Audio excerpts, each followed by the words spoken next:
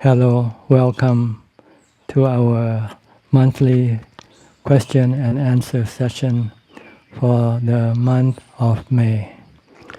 We shall begin with the first question. The first question from Citta Sangwaro Bhikkhu. I understand that one's returner has further reduced the two fetters, the greed for sensual desire and aversion. Could Ajahn give example where the stream winner Sotapanna would experience greed or aversion, but the one's returner would not have it? How much of those two fetters have been reduced to? Well, the first level of attainment, Sotapanna, he has got rid of his craving toward his body, his attachment to his body, and feeling of the body. He has no fear of death. He has no fear of sickness or aging. But he still have 100% sexual desire.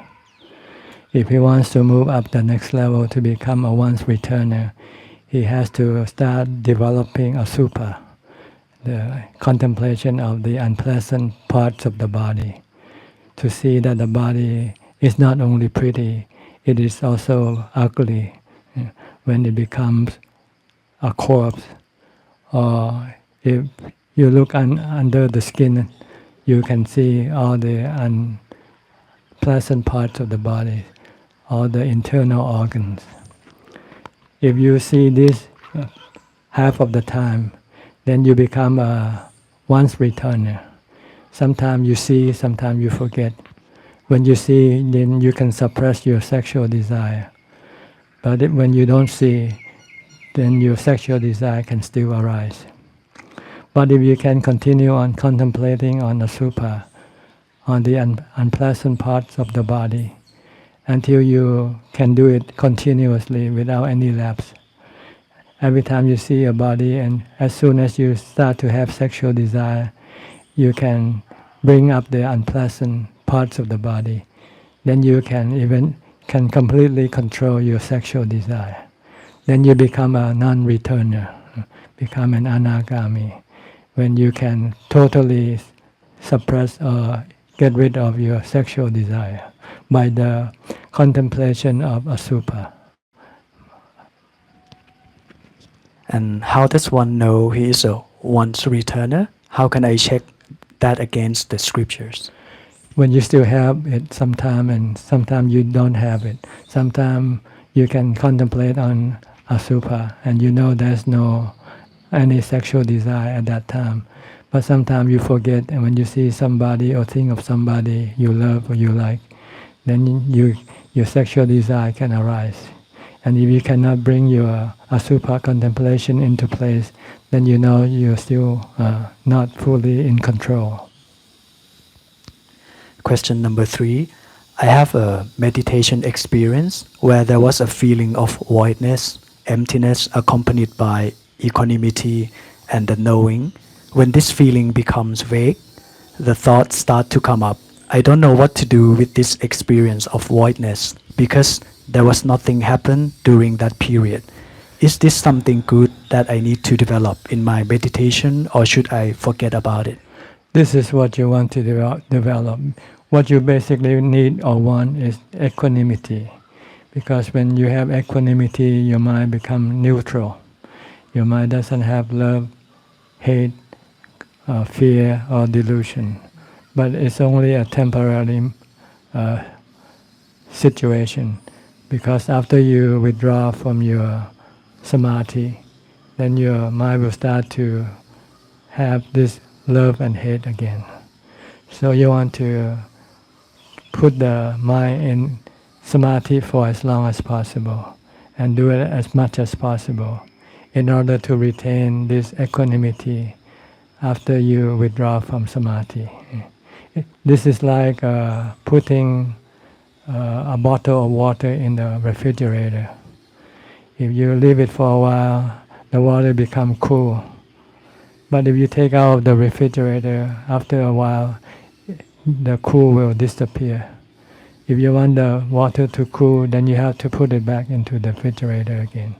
If you want to drink cool water, then you have to put the water in the refrigerator all the time. Only take it out when you want to drink it. This is the same way with the mind. If you want the mind to be cool with equanimity, you have to go into samadhi for a long time and many times a day. Only come out when you have to do some chores or something that you have to. When you don't have to, you want to go back in. Until you have strong equanimity, then when you come out, then you can use equanimity to support your development of wisdom or insight. Once you have wisdom or insight, then you can destroy the defilement that keep coming to destroy your cool, your equanimity. Once the defilement are destroyed by wisdom or insight, then there will be nothing to come and disturb the equanimity of the mind. The mind will remain calm and peaceful all the time without having to enter into samadhi again. And how can I use this experience of voidness in my daily life? You don't. Voidness is just part of the equation that you get. In order to get equanimity, you have to be in voidness, in emptiness, because then there's nothing for the mind to react to. But as soon as you come out, then you start to see people or things, then your mind start to react, and then your defilement start to become active again. So then when you come out, then what you should do is try to stop your mind from reacting by developing mindfulness, such as using a mantra. Just keep using a mantra to stop your mind from reacting to what you see or what you hear. Question number 5 from Deborah. Ajahn mentioned about contemplation of loathsomeness of food by spitting out food, looking at it and see if I can eat the food again, or looking at the end result of food in the toilet. And are there any other methods of sometimes those aren't enough to combat the desire for food? Could Ajahn elaborate more on how to contemplate on the loathsome nature of food with details? Well, you have to look at it for a long time. Yeah. When you go to the toilet, before you flush the toilet, just sit there and contemplate. These are the food that I love. The pizza, the hamburgers, the steaks, and so forth. This is how it looks now. So that you can then absorb in your mind until it becomes part of your memory. And next time when you start thinking about food, then you, instead of thinking about the food on the plate, you should think about the food in the toilet bowl instead. When you think of the food on the toilet bowl, then I'm pretty sure that you don't want to eat anymore. Question number 6 from Claudio. Is it necessary to use Pali language when reciting the 32 parts of the body? Not necessarily. Just use the language you understand. Because you want to teach yourself what the 32 parts are and how they look like. Because once you see them, then you can change your attitude toward the human body. And when developing samadhi by reciting the 32 parts of the body, should my mind follow where all the 32 parts are, or should I just fix my attention on one part of the body? You can do either one. You want to go through the 32 parts, or you can choose just any one particular part. It depends on how your mind is at that time. If your mind is restless, you might want to bring it around the 32 parts. But once your mind becomes calm, you might want to fix on one part. Question number 8. What is the difference between samadhi and samma samadhi? Well, samadhi has two types. Samma samadhi means right samadhi. And there is also miccha samadhi, which is the wrong samadhi. What is the right samadhi? The right samadhi has two levels. The first one we call Khanika samadhi. The second we call Appana samadhi. This is the level which the mind becomes calm and has equanimity and peaceful and happy. Khanika means it's briefly. Khanika samadhi, the mind becomes calm briefly. This usually happens to beginners of practice. But if you practice longer, your mindfulness become more continuous and stronger, then your samadhi can be longer duration. This is called Appana samadhi. This type of samadhi has nothing, no images, nothing. It's just void, it's just peaceful and happy, and has equanimity. The third one, another type of samadhi is called Upajjara samadhi. This type of samadhi is a samadhi in which you can have psychic powers. This happens after you have Appana samadhi, when your mind becomes void and empty and peaceful, but your mind tends to be what we call inquisitive. It wants to go and explore things. Then it will go and explore things in the spiritual world. Then it will be able to contact the spiritual beings, being able to read the mind of other people, or recollect past lives.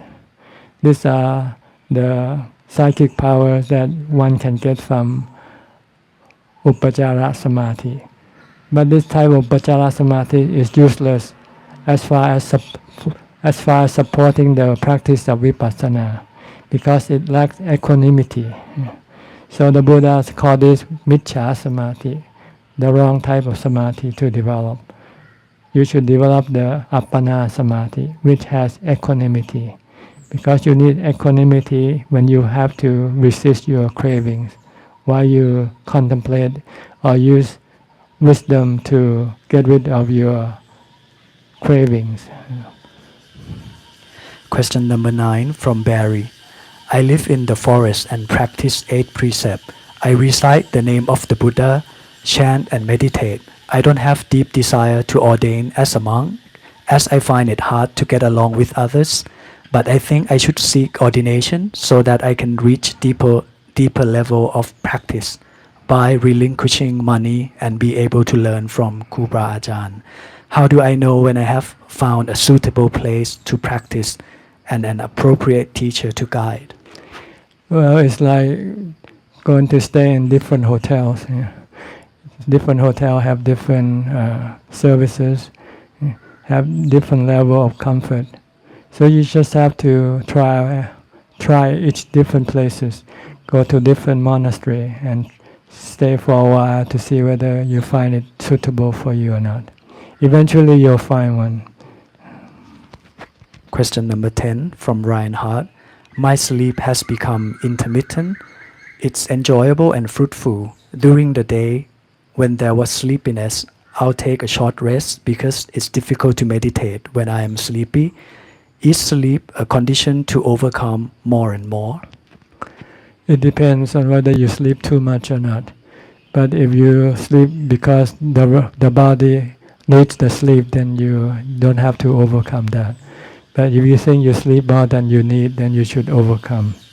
Normally, for meditators, full-time meditators, like monks, the Buddha recommend only 4 hours a night, and maybe an hour in the afternoon for a nap. 4 or 5 hours should be sufficient for practitioner of meditation. But if you have to work, you have to do physical work, your body might need more time. So you have to observe. You will find out for yourself. And sometimes I had the experience of becoming awake during deep sleep. This usually came during longer retreats when very rested. Does this mean that the citta remains free and independent even during sleep? Yes, when you go to sleep, there is no control over your citta. Normally, when you're awake, you have mindfulness to control your citta. But when you go to sleep, you lose the mindfulness. So the chitta will then become more or less under the influence of the karma that you did, good and bad karma. And this good or bad karma can generate good dreams or bad dreams for you to experience. Question number 12 from Lee Boon. When I concentrate on my breathing, sometimes I may fall asleep for a while. Then I woke up and continue my meditation. Is it normal to fall asleep during meditation? Could Ajahn please advise? Normal for beginners. And if it persists, then you have to find ways of overcoming it, or else you will just be stuck. You won't go any further.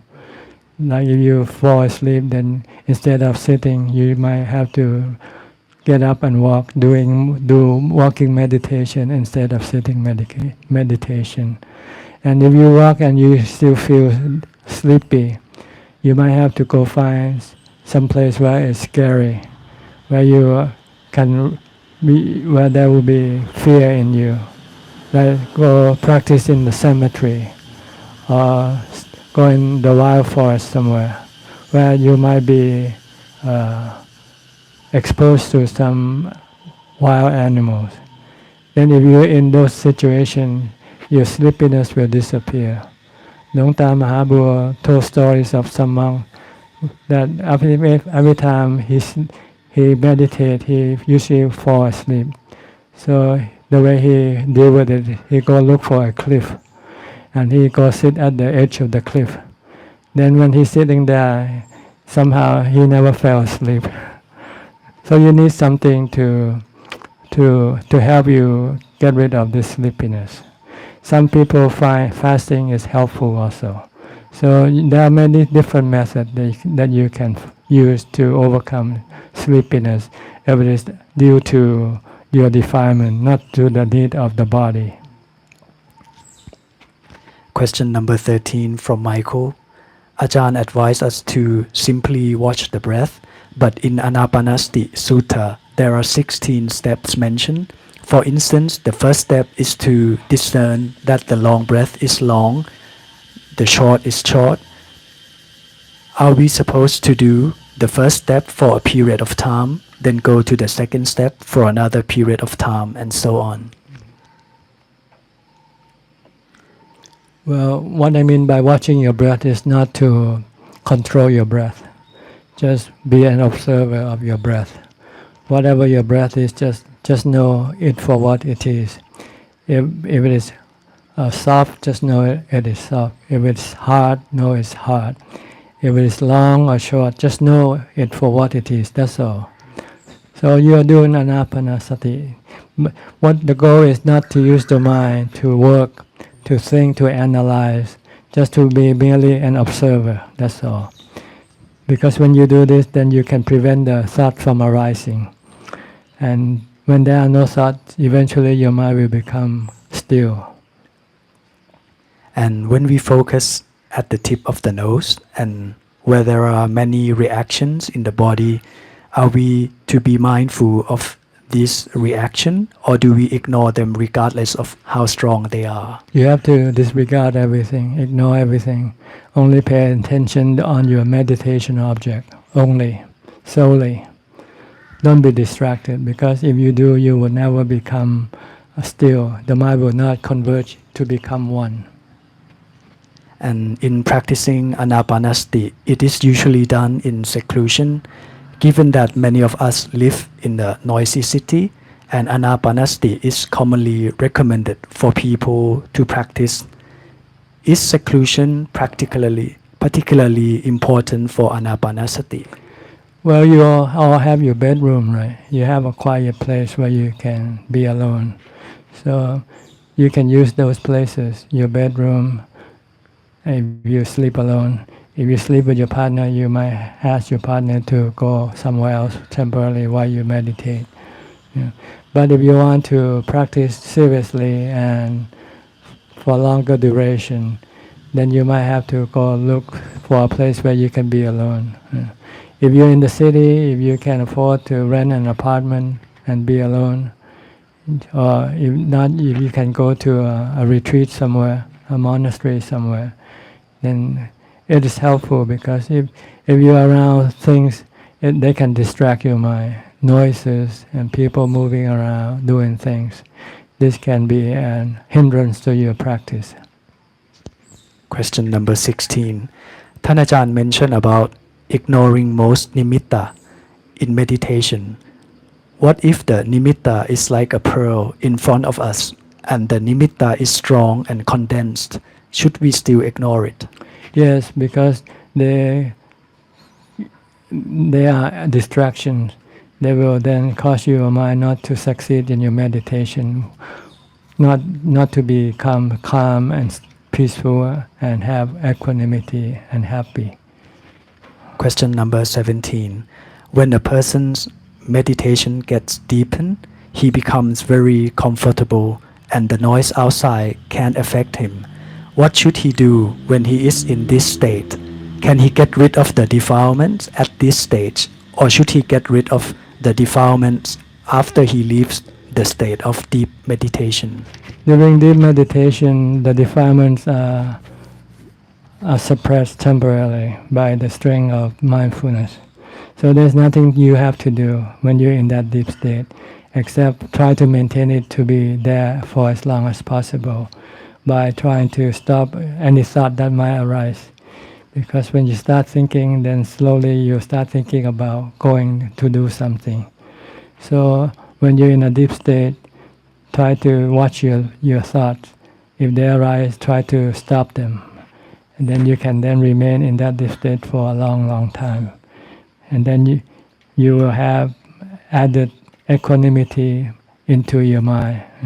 So that when you come out of meditation, your mind can still remain cool and calm for a longer duration. So in order to completely get rid of your defilements, you have to wait until you come out of your deep state of meditation and then use vipassana, namely using the three characteristics to teach your mind to stop your cravings, your desire. Question number 18. Is astral traveling, where the spirits leave the physical body and flies around to see its own body and the surrounding, considered as concentration or absorption, like what was mentioned in the books, where monks travel to heavenly planes in their meditation?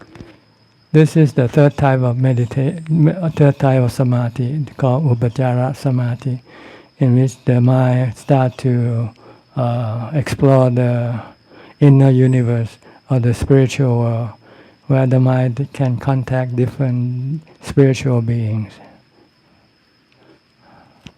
Question number 19 from Lenny. When I meditate, my body becomes hot and cold. Then the mind becomes very quiet. I can't feel the breath. After session, sometimes the mind remains to have a bright light, and it becomes very hard for me to sleep. What should I do? Just don't resist it. Just consider that you are continuing on with your meditation in your lying down state. You don't have to sit if you want to go to sleep, but if your mind still doesn't want to go to sleep, just don't resist it. Don't force it. Just keep watching like as if you're still meditating. And if you don't do any struggle, then eventually you will fall asleep afterwards.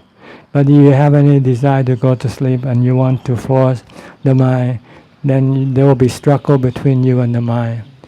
And you will become restless and agitated and you won't be able to go to sleep.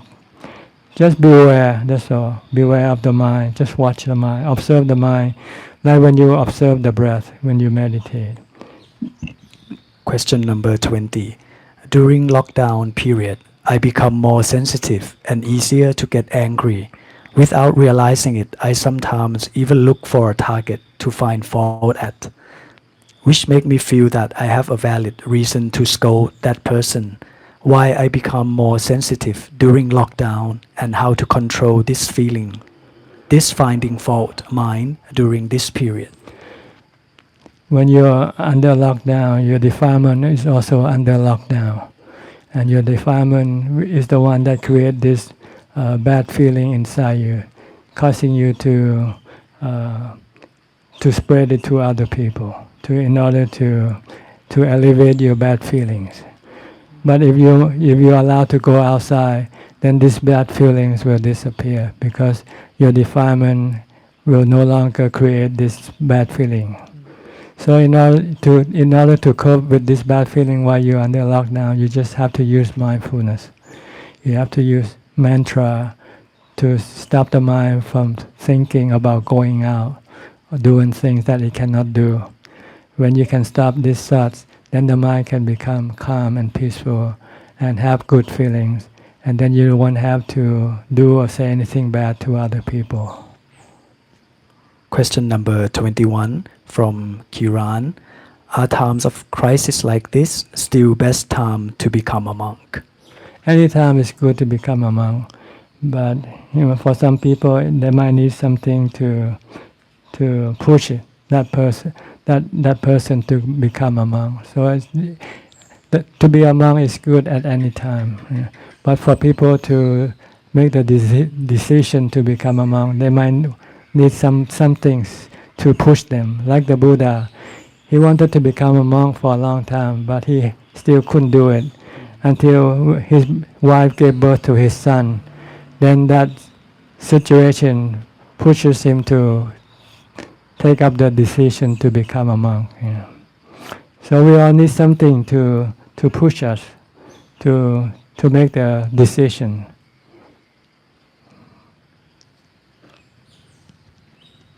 Question number 22 from Theo. It is very difficult for me to sit in the lotus position. Is it okay to just sit cross-legged while meditating instead of in lotus position? Yes, it's all right. Any position, even sitting on a chair, if you cannot sit cross-legged.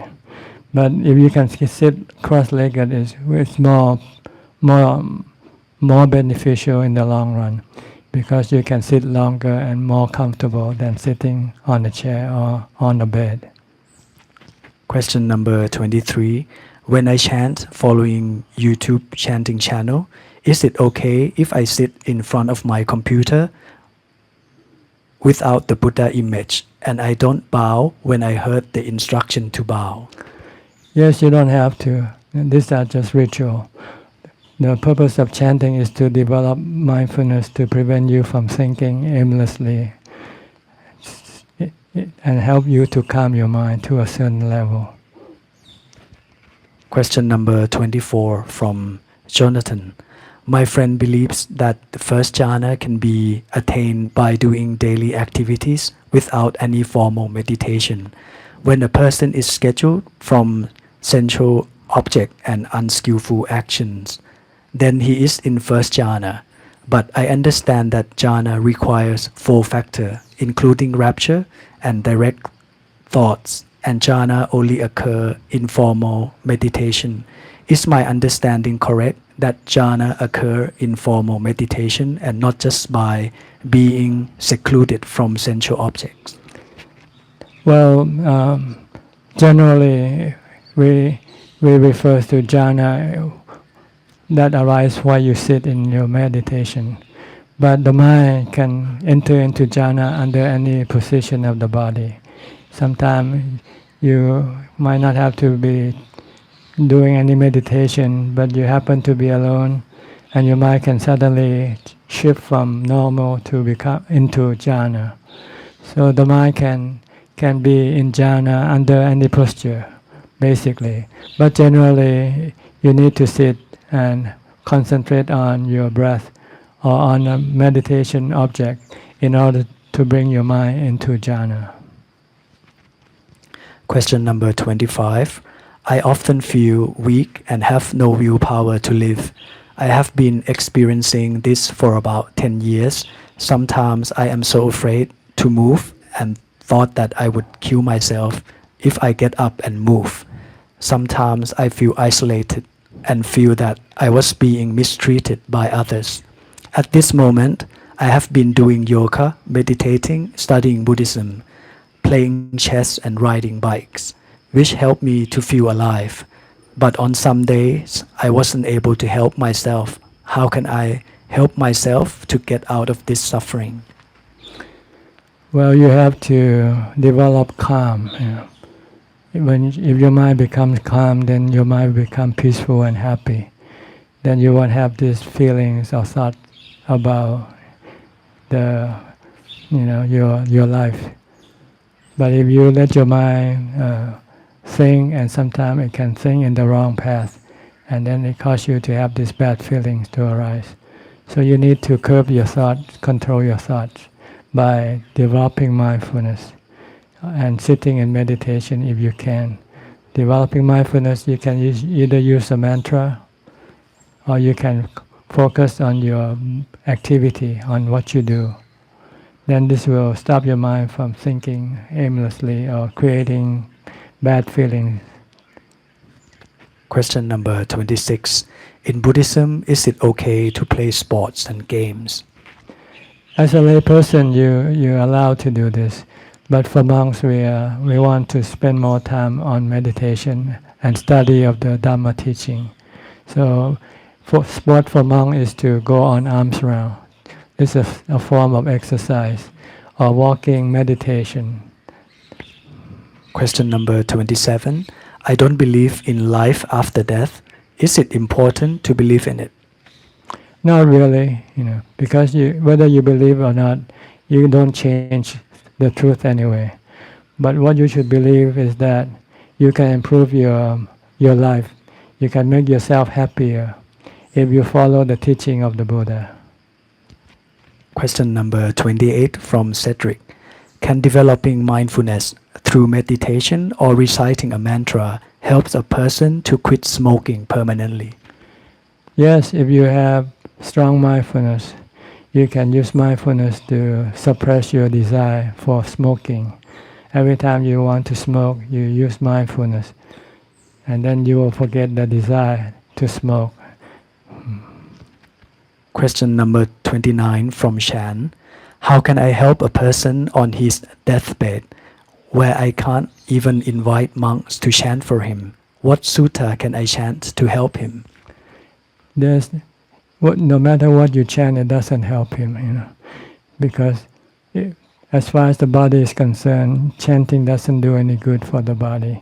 Chanting is only good for the mind, because if you chant and the person listens to you chant, he might forget about his sickness and his problem. Then it will make his mind calm and peaceful, and then he might die peacefully. But if he doesn't hear any chant, or he cannot chant it himself, then he'll start to worry about dying, worry about his sickness. Then it will create a lot of bad feelings for him to experience before he dies. Question number 30 from Dennis. I work in a video industry that deliver video to others like Netflix. The contents of the videos may have a lot of violence in them and promote more desire for others. I sometimes have doubt if this is a right livelihood. Can Ajahn advise? Any kind of livelihood that encourages the hurting of other beings is considered not the right kind of livelihood. Like selling alcohol, encourage people to get drunk and then hurt other people. Selling firearms, encouraging people to use firearms to hurt other people. So whatever you do that can encourage or support the destruction or the hurting of other people, then this is considered not the right kind of livelihood. Question number 31. When I was talking, I often feel that it is my ego that is talking. How can I learn to talk without using my ego? You can, because your thought is the one that's creating this ego. If you don't want to have ego, then you have to stop thinking.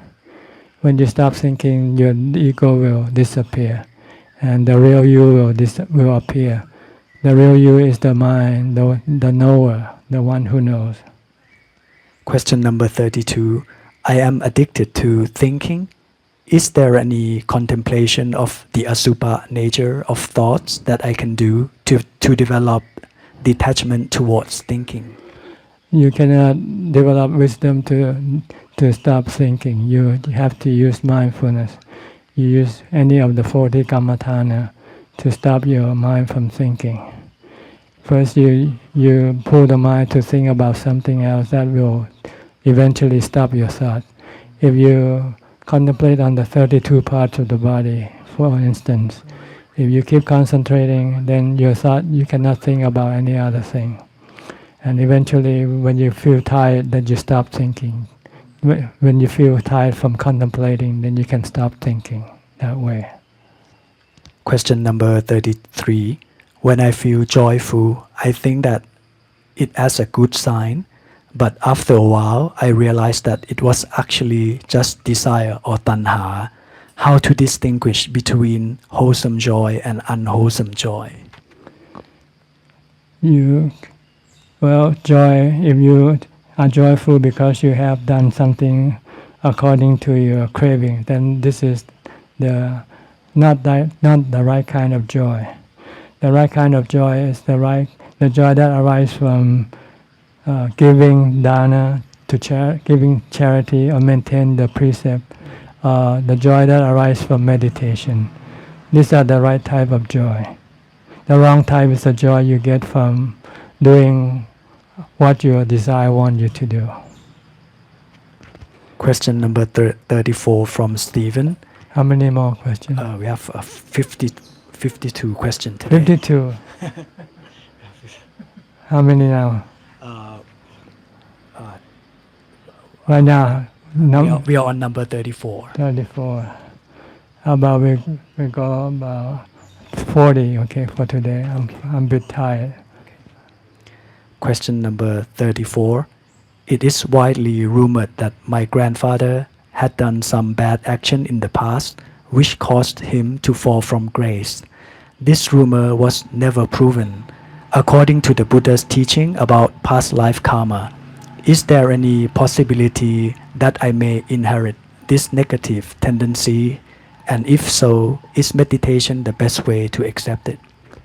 No, what other person did or do does not pass on to you. But what you did or do will pass on to you, will remain in you. So try to do good and try to avoid doing bad. It has nothing to do with other people. Question number 35. What is the proper way to get out of samadhi after we finish our meditation practice? Should we just sit there for a while till the mind let go by itself? Yes, if you feel that you don't want to get up yet, you can just sit down. But important thing is to continue with your mindfulness. Watch your thoughts. If you're not thinking, then you don't have to do anything. But as soon as you start to think, then you just start developing, maintaining mindfulness again, either using a mantra or watching your action. Question number 36. I'm using Bhutto and my breath as my object of meditation. During my meditation, I experience tightness of my forehead, and sometimes it gives me a bit of headache. Am I focusing too tightly on the object? How to get rid of this tightness? Sometimes it's just the reaction of your defilement, not anything else. So see if you can just ignore it and just keep concentrating on your meditation object.